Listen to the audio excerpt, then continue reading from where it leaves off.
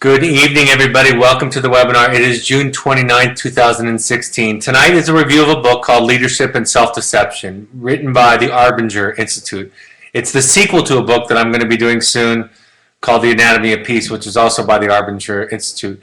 And so we begin with this, and I want to get this on the table at the outset. This is a difficult book to review. It's a book that I love. It's a book that we often recommend to parents. But it's a difficult one to do a review of because so much of it are various stories to illustrate the points and the principles. So like some of the things that I do, this webinar is an invitation to read the book. And maybe by giving you some kind of preview, it can get you more ready to hear and understand the principles of the book because it can be complicated at points. But that's why the stories are so helpful. Another thing that I want to say on the outset is that I want to make the point that so much of what they talk about, although they use a very different set of theoretical ideas, concepts, they're really in line with a lot of the concepts that we talk about. They have different language, I should say, different terms, different vocabulary, but it's very similar to some of the stuff that we often talk about in these webinars. Some people, the books are the same. Leadership and Self-Deception and Anatomy of Peace are really the same books, same principles. This one comes in the context of a business, and then you're asked to apply it to home and to other relationships. The Anatomy of Peace talks about the family. The Leadership and Self-Deception book starts off with the former leader of a company by the name of Lou, who had dropped his child off at a wilderness program years before and had learned this life-altering philosophy. And then he brought this back to his company.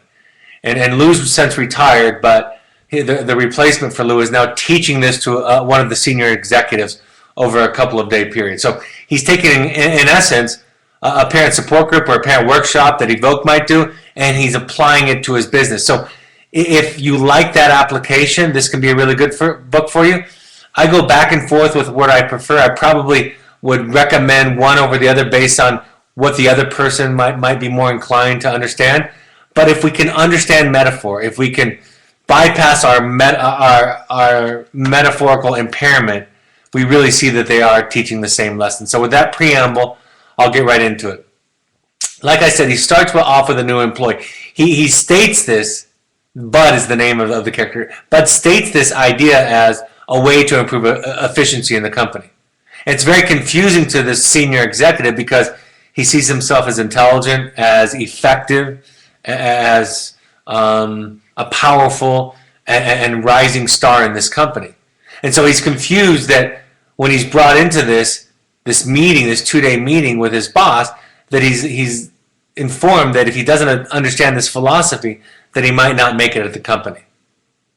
So that's kind of where the book starts off. He's able to see that the way that he treats employees as objects or as people, he's able to see how sometimes he is abusive to other people and never sees his own contribution to the equation as a core violation of this company's ethics, this company's philosophy. He definitely comes in without a lot of humility. Underneath that lack of humility or that humility that's missing is an insecurity. Right? He's trying to prove himself. He's trying to impress his boss. And so when you're trying to impress somebody, when you're trying to look good, you tend to appear like you've already found the answer, like you already have it figured out. And when you do that, you're not as coachable and teachable. And I'll go back to that idea later on, that if you come in trying to impress, trying to show somebody what you have, what your stuff is, then you're going to be less teachable because that doesn't fit into that model. And he's asked to get rid of the old paradigms of right thinking. I was in the right, I was saying the right thing, right?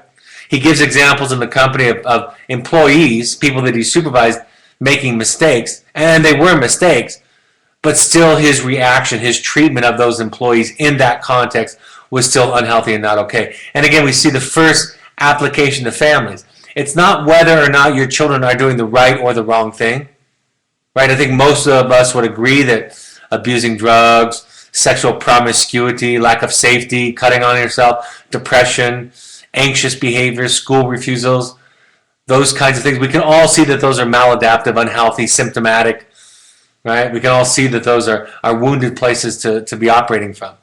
But that doesn't define whether there's a problem here. in this model. The model is, how do we respond to it? Do we approach them and their humanity?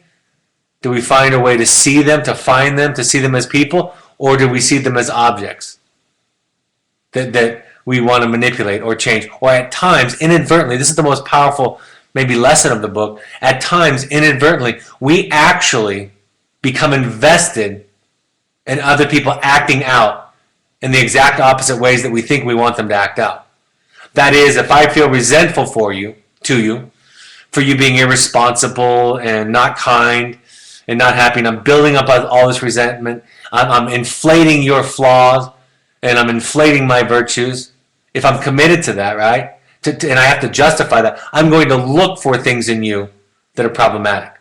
One of the characters in this book gives an example of a story of her either young adult or late teenage son who was having a problem with curfew. So he asked for the car on a Friday night, and she gave him what she called an impossibly early curfew to abide by, 10:30 at night. And of course the son agreed, and she sat down, after he left, fuming after he took the car, resentful, vowing to herself that she wasn't going to let him take the car anymore. And she was venting to her husband all evening. And about 10:29 in the evening, she heard the car pull up in the front driveway, and she looked at her watch. It was 10:29. And as he walked in the room, instead of congratulating him or complimenting him, she said, "Cutting it kind of close, aren't we?" And so she, because of her resentment, needed to see in him, needed to find justification for her resentment. She needed to disown her resentment and make it about him. And so we look for things in other people when we have those powerful feelings. While it's true that she's doing everything she can think of, the problem is precisely that she can't see how she's the problem. Having the problem she has, nothing she can think of will be a solution. And that's an idea that I really want to focus on tonight for parenting. If we can't see our problem, if we can't see our involvement in the problem, our piece of the problem, if we can't see our unhappiness, our frustration, our resentment, our anxiety as our problem, then nothing we try is going to be the solution. And that's very, very important. A lot of people come to me in relationship therapy, either a parent or a couple, and they'll complain to me about the other person. The presentation is, if you fix this other person, I will feel okay.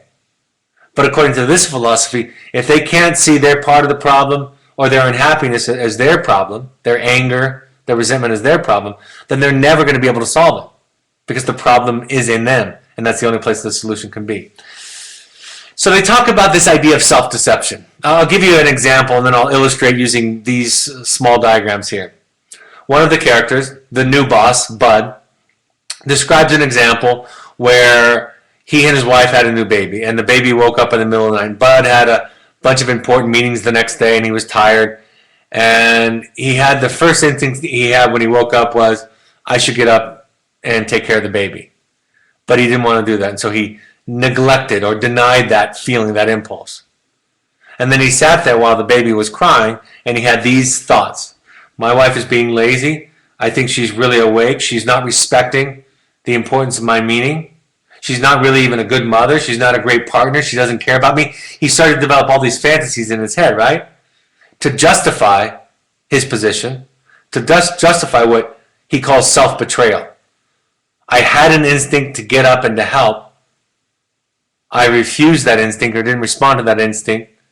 And then to justify my position, I have to develop a picture, a paradigm where my wife is being a bad mother, bad wife, and I am all too important, all too virtuous, a great husband, a caring husband. She doesn't even see how much I sacrifice for this family and how hard my work is, on and on and on and on.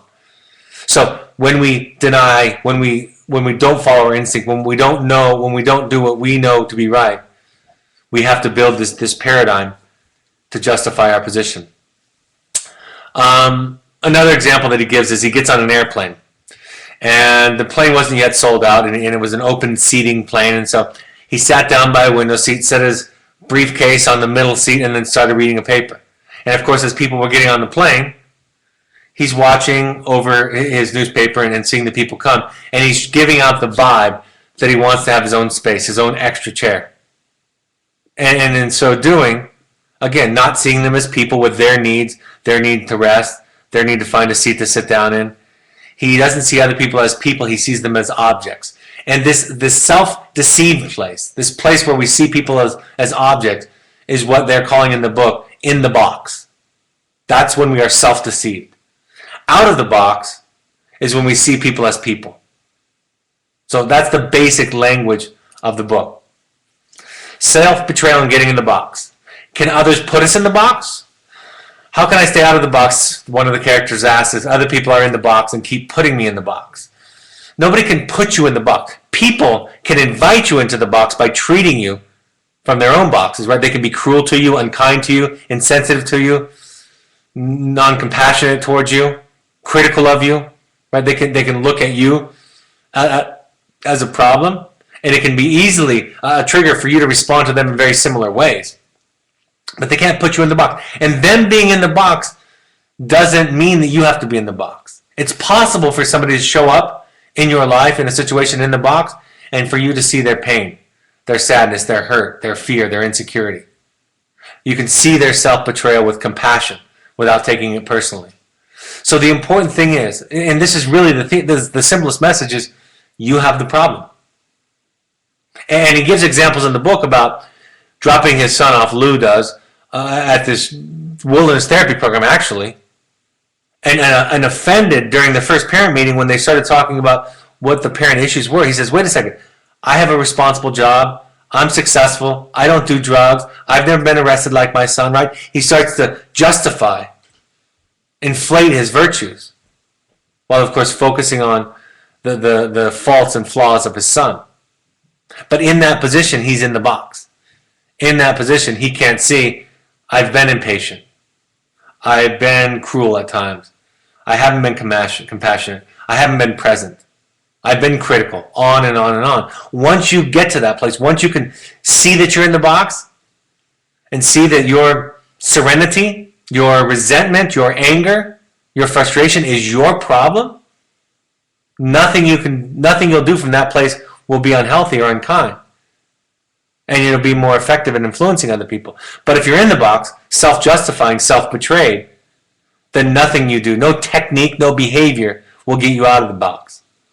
Because it wasn't behavior that got you in the box. What got you out of the box was this: how you feel, your relationship to others, your own sensibility with other people. So knowing what you should do and not doing is what puts you in the box. Putting others in the box to justify your choices. A lot of people, a lot of characters in this book describe where other people in their lives, spouses and children, showed up in their lives in the box. And then that was a justification for them to be in their own box. And we make ourselves the victim when we do this. We see ourselves as justified or right? I didn't make that mistake. I'm not the reason that he's there. All those kinds of things. We tell those stories. I'm so glad they talk about in this book the idea that techniques are behavior. The question never is, what do you do? That's not what it is, because doing something can't get you out of it. Because if you're doing something from an in the blocks, a blaming place, it's going to be perceived as blame. There's a technical name for the insistent blindness I exhibited in San Francisco during one of the stories. Philosophers call it self-deception. At our company, we have a less technical name for it. We call it being in the box. In our way of talking, when we're self-deceived, we're in the box. I was stuck because I had a problem I didn't think I had, a problem I couldn't see. I could see matters only from my own closed perspective, and I was deeply resistant to any suggestion that the truth was otherwise. So I was in a box, cut off, closed up, and blind. He gave an example of where shortly, young in his professional and his family life, he was called from Washington, D.C. to San Francisco to work on a huge project. He just had a baby. It took him a little while to wrap things up and to get ready and to go out there, and he was going to be out there for an indefinite period of time. By the time he showed up, he was the last one to arrive. He said even the folks from London got there before he did. And so he was put on the 21st floor. The rest of the entire team was on the 25th floor. And so he worked day and night, hours from, I think he said, 6 a.m. to midnight every day, working on these drafts. But he kept missing meetings on the 25th floor. He also missed the fact that they were having food served at the 25th floor, and during lunch they were talking about it. He was going downstairs to the deli. And he was getting critiqued by his boss all the way along. because some of the discussions they had should have been incorporated into these new drafts, and he wasn't doing it, so he's being critiqued. And he started to build up this resentment, right? Like, it's not my fault. They put me on the 21st floor. I've been working all these hours. Right? They should be responsible. I'm working hard. I'm doing all this stuff. And so he started to inflate his virtues and become critical and blaming of the rest of the team. What he became aware of in this process is that he wasn't doing what it took. Right? He wasn't doing what it took to be on board, to be invested. He was distracted by his wife. He didn't want to be there. He was resentful. And that was the honest place. His boss was actually correct about all of his critiques of his work.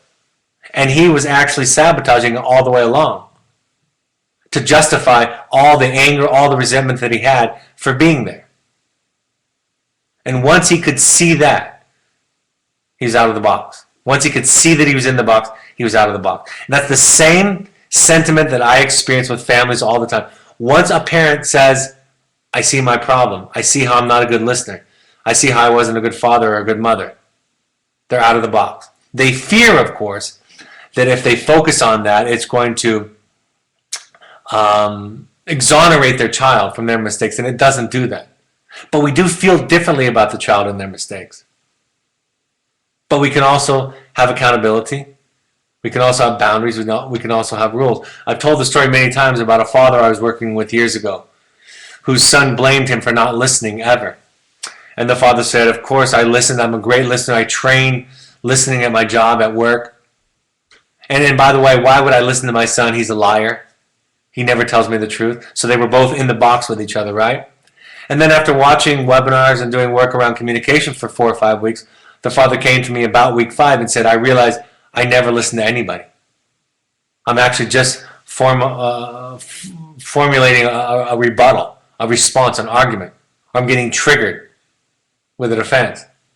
And I said to him in that moment, I said, you're actually a much, much better listener now that you know that you think you aren't than you were when you thought you were a great listener. Just knowing how struggle, just knowing we're in the box all the time, all of us. Just knowing we have something to apologize for. Just knowing the harm that we do, the limited awareness that we have, just knowing all of those things in our relationships gets us out of the box. Gets us to a place of freedom and liberation. Gets us to a solution. So if he had in the example of getting up with his baby, if he had gotten up and tended the baby so his wife could sleep, for example, he saw her in her needs and he honored his feeling, he honored it, and he saw her as needs. But if he betrayed it, if he doesn't show up authentically, honestly, then he sees other people as objects. Like I said, techniques don't work. So one of the quotes from the book, and so you're saying then, Tom, that I was primarily responding to how Lou was regarding me, at least how I thought he was regarding me, and that his regard to me was more important than merely his words or his actions. Is that what you're saying? So he teaches this idea that the other person can sense unconsciously whether you're seeing them as a person, you're approaching them with compassion and understanding and humanity, versus if you're trying to manipulate them from a place of blame and anger and resentment and judgment. Right? And so how we think, this is what I talk about in the book, how we think about our children is much more important than what we say to them. That's why I always say, the question that you ask me, what do I do, is not the right question. The right question is, who am I and who is the other person? And what's my relationship to their problems? If we can unpack all of that and come at it from a place of awareness, intentionality, love, compassion, healing, all those things, we'll never do it wrong.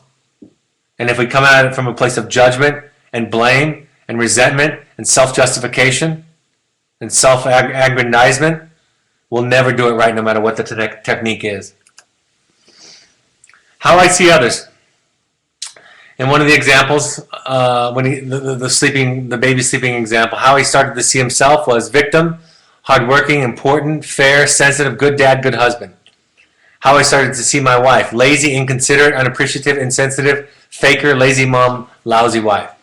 And those might be extreme examples, but I hope that you can see the parallels between those developing ideas about yourself and others as you do sometimes with your children, with my children, with your spouse, with your partner, with others in your life. That's how we see others when we're in the box. We inflate others' faults. We inflate our own virtue.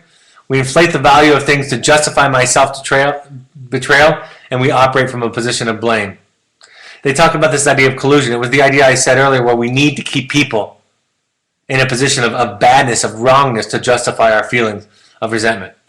Like I said, inflating others' faults, inflating our own virtue. But going on, when I see a self-justifying world, my view of the world becomes distorted. So when I betray myself, I enter into the box. Over time, certain boxes become characteristics of me, and I carry them with me. Being in the box, I provoke others to be in the box also. So I actually, and this is the most powerful, maybe, hypothesis in the book, is according to this philosophy, and I can see it, we get invested in our children acting out and being broken. We get invested in other people in our lives, unconsciously.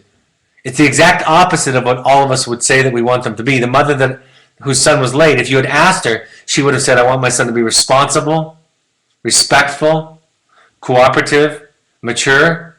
But of course, everything she was doing was putting him in a box so that she could stay in a box and be resentful, angry, and blaming.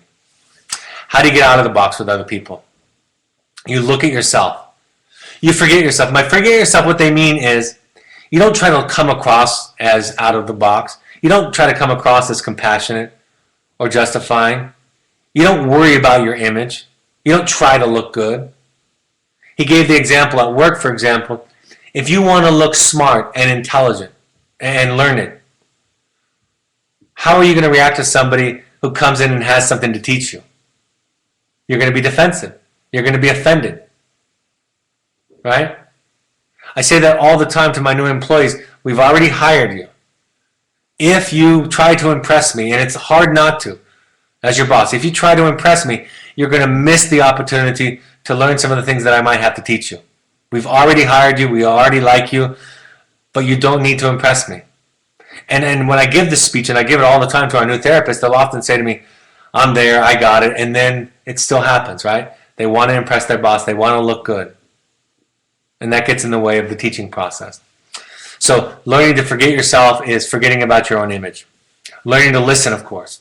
Listen to other people. That's why when we talk about communication skills, although listening can't get you out of the box, is if you're listening to get out of the box, you're still in the box, right? I gave that example one time with this father who, when I was teaching about the listening skill, gave the example back to me. He said, I went to my daughter, I tried the listening skill, and she was still mad at me. She was still angry.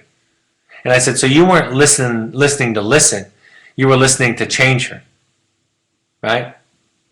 You weren't listening because you realized, gosh, I'm not a very good listener. I don't really understand my daughter. I want to open up. That's out of the box. You were listening to try to manipulate her. You were treating her like an object to get her to change. And she could still sense that from you. So we listen for the sake of listening to understand. We allow ourselves to be asked tough questions. We ask ourselves tough questions. I've said this a lot recently. I don't think you can do that without a therapist or a sponsor, a good sponsor. Sponsors are free. Therapists, of course, you pay for. I don't think you can do this by reading books. I don't think you can do this alone by watching webinars, even though they're somewhat interactive. I don't think you can do it merely by those activities. There's no substitute for a relationship with somebody else who can dialogue with you, who can work with you, ask you difficult questions to look at yourself in the process. Of course, when we're out of the box, we are inclined to take care of others' needs, to see their needs and be sensitive to them, right? If I'm driving on the seat and somebody cuts in front of me, and I'm in the box, I see them as rude, disrespectful, stupid, incompetent driver, right? But if I'm aware, if I'm out of the box at that moment in my life, and with the others close to me, around me, then I'm going to see them as somebody that might be late, somebody that might be having a difficult day, in a hurry for something, all kinds of potential limitations in their life. That's being out of the box with them. So I'm responsive and kind in response to their needs. Of course, being humble, being teachable. I think with parents, the way that I would have you think about that is be teachable when it comes to this work, no matter what you're at. It doesn't mean that you take everything that every therapist says. I just got back from a therapy appointment with my 14-year-old daughter and my wife, family therapy session, just right before I started this. And I didn't agree with every idea that the therapist had, but I was open and I listened and I tried it on, and some of it felt right on, spot on. And a couple of things I thought, well, that doesn't really fit for me. And because he's a good therapist, he wasn't trying to impose it. He was just asking me questions, asking me to look at it. And I actually did change my position on something by the time I left, with a major decision that we were trying to make as a family. Focusing on your own change.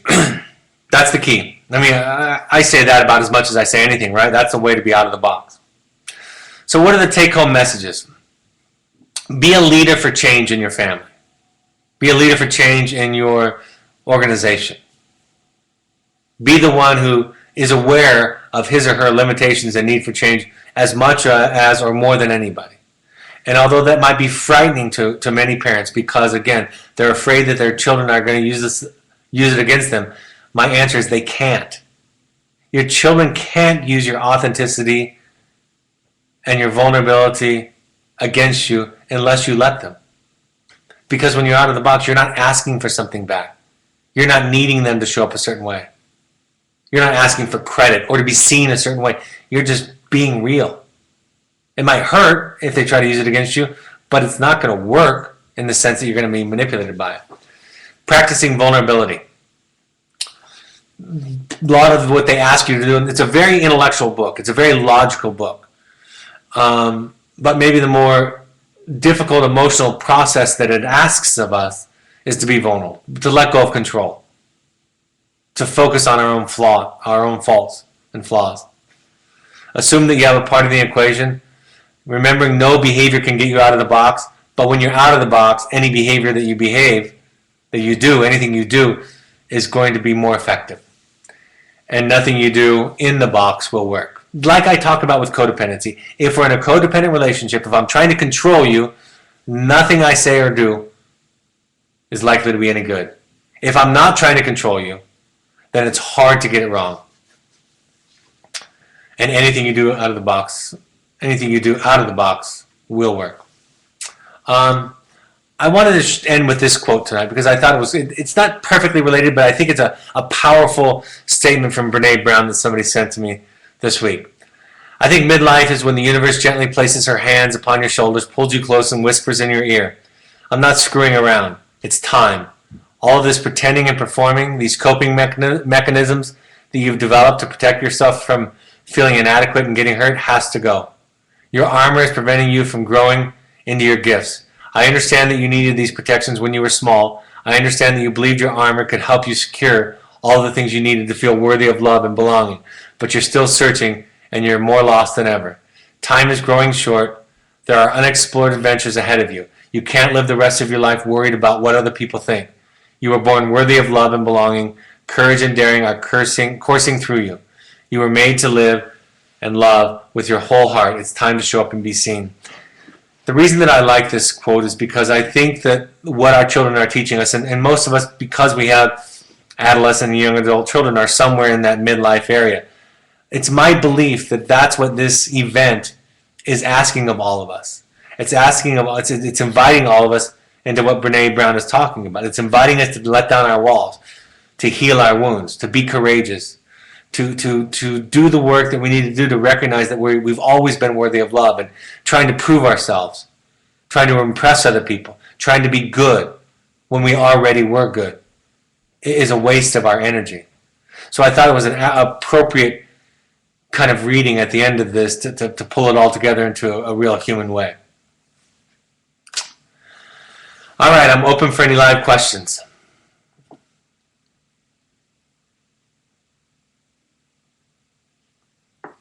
Like I said, I hope if you're interested in the book, it's a hard one to talk about, to teach, but I hope, if nothing else, it's an invitation to read it. I'll go over some upcoming announcements. We've closed the July and the August personal workshops, so we have one in September. If you're interested in doing some deeper work, this exact kind of work, then sign up for that. We have 6 spots per group of the individual groups, the Finding You group, so let us know. The Intro to Parent workshop is the next one on July 16th and 17th. We would like every current parent to go to a workshop. I've listed all the ones for the rest of the year and even on into January at both of our locations. You have the contact information there below. These 12-step support groups are free. We implore you to attend 6 of these while your children are with us. These are groups that are perfect for helping you stay out of the box in your life and in relationships to other people. I'm going to come, I put some tentative dates on here because I have to formally book them, but I'm thinking of Toronto the week of the 24th and Los Angeles the week of the 7th. We're going to do a Sunday in Los Angeles this time so people don't have to fight traffic. Northern California is coming right up, followed by New York City and Chicago. So please put those on your calendar for some time ahead. Social media, follow us on social media so you can be updated with announcements and inspirational quotes and pictures. Our Pursuits Adventure Trip, go to our website. We have scheduled trips that just came out. Go to our website for those. The book is on paperback or audio. Also go to our Parent Alumni book page to buy books from Amazon at the same price, and 10% goes to charity to help families who can't afford treatment. All right, any topic, any questions come in? It is more worthwhile to read this book or the other one you mentioned. Gosh, that's really good. The Anatomy of Peace is the prequel that was written second. Personally, I like The Anatomy of Peace better. But I've heard just about as many people like the Leadership and Self-Deception book better than The Anatomy of Peace, but they're very similar. I would say this. If you like thinking in terms of a business metaphor, if you like a really, really logical book, if that's how you're wired, is to think really logically, read the Leadership and Self-Deception book. If you want one that's more specifically applicable to families, so there's not as much metaphor, and you like something that's a little bit less logical, then read The Anatomy of Peace. I suspect when you read one, you'll read the other. I read this Leadership and Self-Deception book first because it came out first, and then when The Anatomy of Peace came out in I think 2006 or 7, I read that one, and I really like them both. I would recommend either one of them to use, but Leadership and Self-Deception, more logical. Business model is the primary metaphor. Anatomy of Peace is less logical, more storytelling, and more family-oriented. But the challenge with the family-oriented one is that the less metaphorical something is, the more we might be threatened by it. If you just tell me the truth about me without using a metaphor, I can be defensive. So sometimes metaphor is helpful to bypass somebody's defenses, but that's the best I can say about them. Definitely read one of them if you haven't during your course of parenting and working with your child and working with relationships.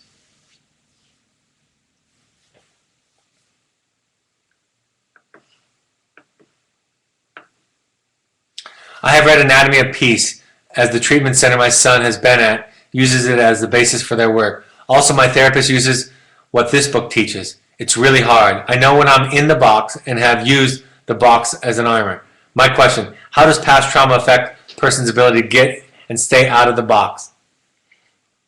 That's a good question. And they don't talk well about it in the book because they're not psychologists. They're philosophers, really. The people who have written this book are philosophers, and so they're not psychologists. And so sometimes that's a piece of it that I think is missing. I think what happens when I'm carrying a lot of unprocessed, unresolved trauma is my primitive brain is more active, and so I'm more easily threatened. And when I'm more easily threatened by other people, I'm more apt to put up this armor. I'm more apt to stay in a blaming, resentful place because everything is scary to me. And so sometimes trauma triggers our getting in the box, that self-justifying, resentful, I'm a victim, I'm a good person place because we're so threatened by the stimulus, by the environment around us. So I would just say it's just harder. That's the answer. We all have trauma at some level, some of us less than others. But the answer is the more trauma we have, the less healed our trauma is, the more easily we are triggered to be in the box with other people in our lives and to be a victim and to be blaming and to try to justify ourselves and to try to inflate our virtues because we feel so threatened and insecure by everything and everybody around us. That's the simplest way I can put it. Great question. I also, can I make a critique of this too? I want to read that in just a second. Well, I'll read that and then I'll make a critique. Let me make the critique first because I'm going to lose it if I don't make it. The critique of the book is that it's a great metaphor. I agree with it. But there's an implication in it that teaching somebody information changes them. It's not my experience. It can augment change. It can anchor or be a reference point for change.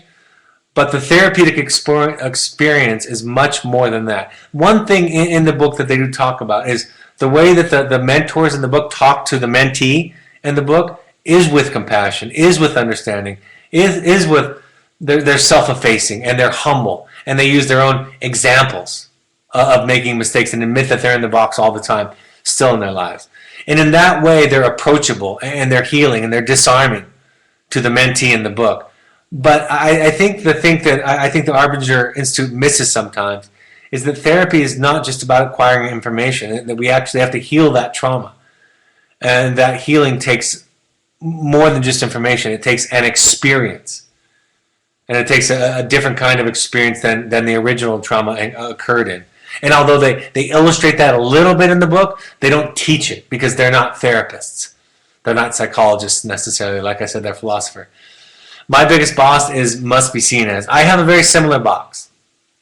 My biggest box is not being seen, which is similar to not being seen as something. I realize that much of the time I'm getting angry or agitated with other people, it's because I feel invisible. I don't feel seen. I don't feel recognized for who I am and what I am. And when I'm either taking care of that need because I'm going to therapy or I'm doing other self-care, right? I'm not as stressed out. I'm more regulated. When I'm taking care of that need, I'm much more patient and compassionate with other people. But when that need is starved somewhat, is neglected somewhat, other people can easily trigger me. I can be easily triggered because I'm needing that from them at the moment, and they're not able to give it to me, obviously. And that can even be with my children. Knowing you're in the box is being out of the box, by the way. That's important.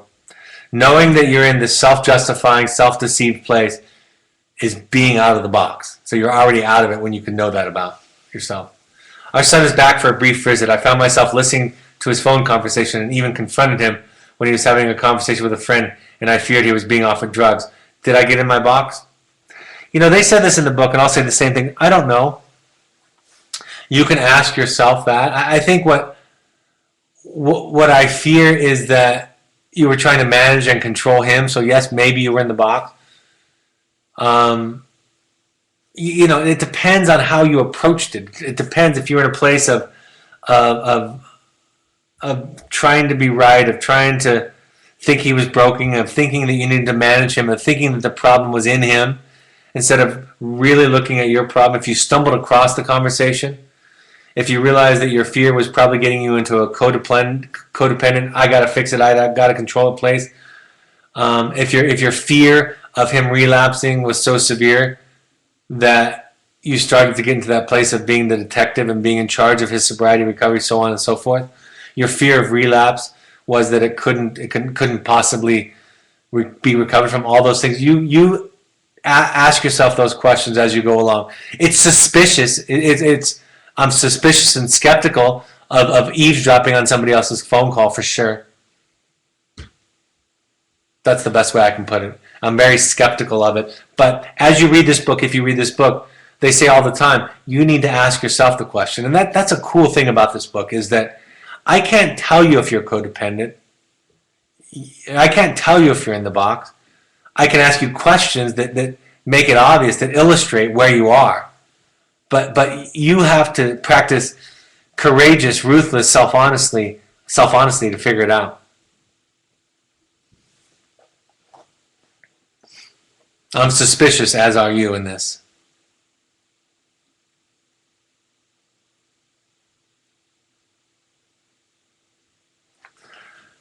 All right. It's kind of a short one tonight. Next one will be the book Way of the Peaceful Warrior, a book that we often give to our clients. It won't be till Thursday. I'm off on the 4th, and I have events on Tuesday and Wednesday that I'll be at. So it'll be Thursday the 7th at 7 p.m. Mountain Time. So it's a really, really great book that a lot of our clients love. Great metaphor. Very different kind of story than the one that I went over tonight, but of course very similar and overlapping principles. Have a great and safe weekend this weekend. Take care, and I'll talk to you next week. Bye-bye.